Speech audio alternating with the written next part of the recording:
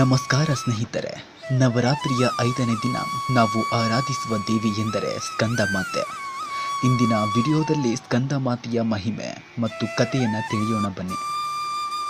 ಸ್ಕಂದ ಮಾತೆ ಅಂದರೆ ದೇವಿ ಪಾರ್ವತಿಯ ತಾಯಿಯ ರೂಪ.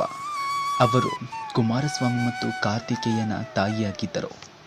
ಸಿಂಹದ ಮೇಲೆ ಸವಾರಿಯಾಗಿರುವ ಸ್ಕಂದ ಮಾತೆಯ ಮಡಿಲಲ್ಲಿ ಸ್ಕಂದ ಕುಮಾರ ಕುಳಿತಿರುವರು. ಅವರ 4 ಕೈಗಳಲ್ಲಿ 2 ಕೈಗಳಲ್ಲಿ ಕಮಲ ಹೂವಿದೆ. ಒಂದು ಕೈಯಲ್ಲಿ ಸ್ಕಂದನನ್ನು ಹಿಡಿದಿರುವರು ಮತ್ತು ಮತ್ತೊಂದು ಕೈಯಲ್ಲಿ ಆಶೀರ್ವಾದ ಮುದ್ರೆಯಲ್ಲಿ ಇದೆ. ಅಸುರರ ವಿರುದ್ಧದ ಯುದ್ಧದಲ್ಲಿ ದೇವತೆಗಳು ಸಂಕಟಕ್ಕೆ ಸಿಲುಕಿದಾಗ ಪರಮಶಕ್ತಿ ತನ್ನ ಅವತಾರವಾಗಿ ಕುಮಾರಸ್ವಾಮಿಯನ್ನ ಜನ್ಮ ಕೊಟ್ಟಳು.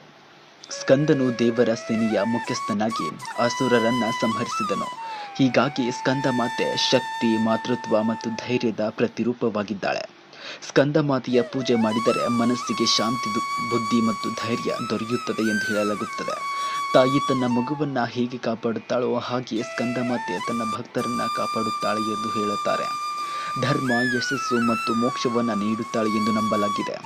ನವರಾತ್ರಿಯ 5ನೇ ದಿನ ಕಿತ್ತಾಳೆ ಬಣ್ಣದ ಬಟ್ಟೆ ಧರಿಸುವುದು ಶುಭಕರವಾಗಿದೆ. ಇಂತಹ ವಿಡಿಯೋಗಳು ನಿಮಗೆ ಇಷ್ಟವಾದರೆ ಲೈಕ್ ಮಾಡಿ, ಶೇರ್ ಮಾಡಿ ಹಾಗೂ ನಮ್ಮ ಚಾನಲನ್ನು ಸಬ್ಸ್ಕ್ರೈಬ್ ಮಾಡಿ. ಧನ್ಯವಾದಗಳು.